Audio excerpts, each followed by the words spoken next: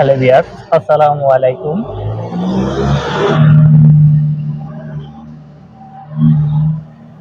আমাদের যে ট্রান্সফরমার গুলো আমরা তৈরি করছিলাম, বলছিলাম আমরা পুরো কোনো বানিশ করি না, শুধু কয়েলে বানিশ করি। আর আমরা কয়েলে কিভাবে বানিশ করি, এ দেখেন আমাদের সামনে একটা ডিব্বার ভিতরে কিন্তু আমরা 2 লিটার বানিশ ঢালছি, আর এর ভিতরে দুটো কয়েল চুবাই রাখছি।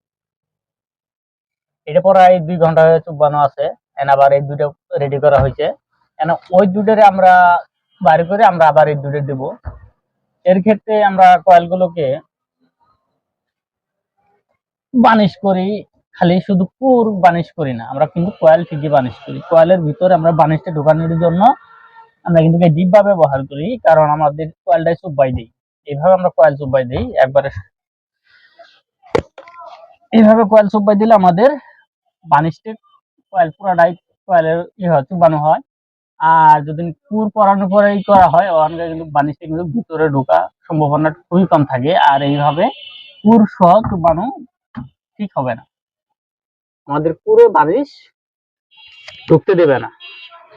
আর আমরা যদি শুধু কয়েলটা করে আমরা বানিশে চুবাই দিই, তাহলে আমাদের বানিশে পয়েন্টে পয়েন্টে ফাঁকা জায়গা যেখানে আছে সেখানেই বানিশ ঢুকে যাবে। আর পুরের উপরে আমরা বানিশ করি না, আমরা শুধু পুরের উপরে স্প্রে একটা কালার করে দিই, যেন জং না আসে। পুরের মধ্যে কিন্তু আমাদের বানিশ দেওয়ার কোনো প্রয়োজন নেই।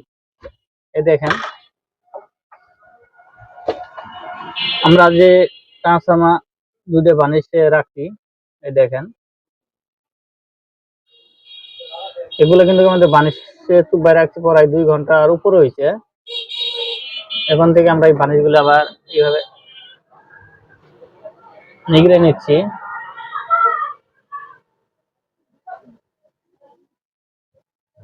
কিছুক্ষণ পরে যখন বানিশটা শুকাবো, আমরা কিন্তু এই ববিনের উপরে যে লাল হয়ে আছে, এই লাল বানিশটা ধরে টান দিলে কিন্তু পুরোটাই উঠে যাবো গা।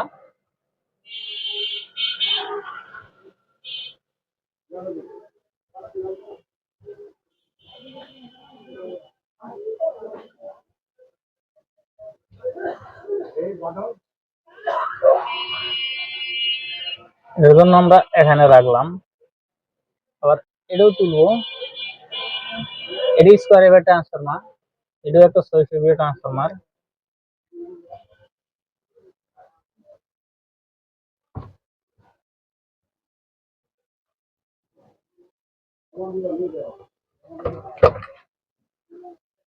আমরা এর মধ্যে একটা দিয়ে দিলাম।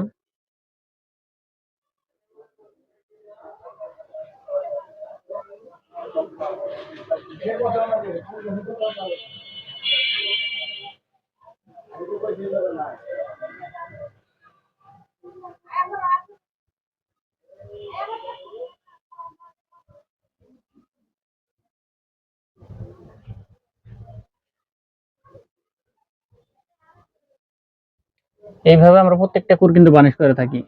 প্রত্যেকটা কয়েল আমরা এইভাবে বানিশ করি। কুরে আমরা স্প্রে করি, কুরে না। বানিশগুলো আমরা ববিনা করে নিলাম এই যে কয়েলের ভিতরে।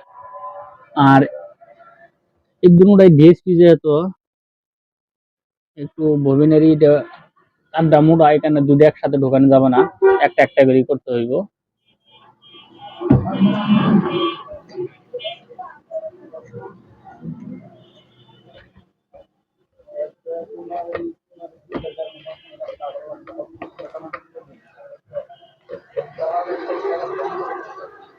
এই কয়েলটা আমরা চুবাই দিলাম। এই কয়েলটা বার করার পরে আমরা আবার এটা দিব। এই ক্ষেত্রে আমরা যেহেতু আমাদের বানিশ যেন শুকায় না যায়, এর জন্য আমরা এটা ডিব্বার মুখ লাগাই রাখবো।